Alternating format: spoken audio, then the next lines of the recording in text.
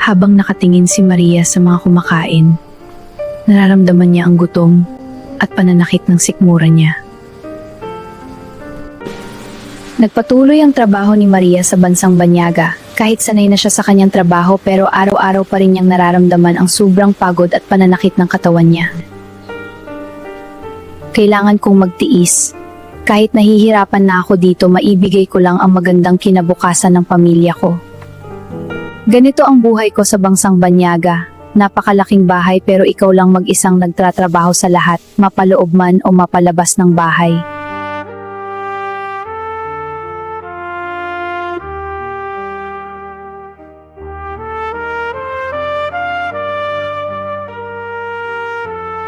Maria, later around 3 p.m. we're going to my sister house. Understood, Maria? Yes, madam.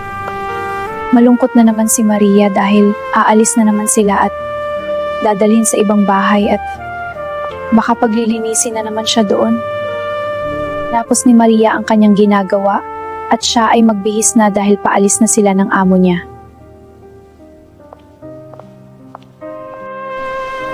Let's go, Maria.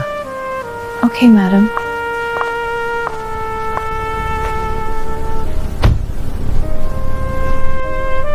Malayo-layo din ang biyahe nila ni Maria papunta sa bahay ng kapatid ng amo niya dahil may dadaluhan daw silang handaan.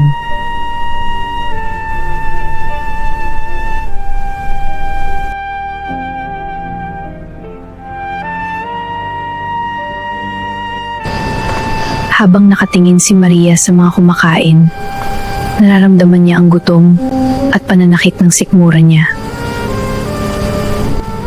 Habang nakaupo si Maria, nilapitan siya ng isang lola. Hi, have you already take your dinner? Not yet, madam. Dahil sa nalaman ng matanda, binigyan si Maria ng pagkain. Take this and you can eat now. Thank you so much, madam. Salamat dahil may nagbigay sa akin ng pagkain. Kanina pa ako nagugutom at sumasakit ang sikmura ko.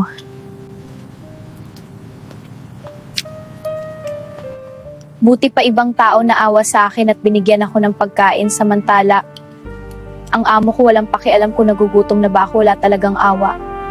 Bilis na ubos ni Maria ang pagkain niya dahil sa gutom na siya. Salamat Lord dahil nabusog na ako. Salamat dahil may mga taong may malasakit din sa iba.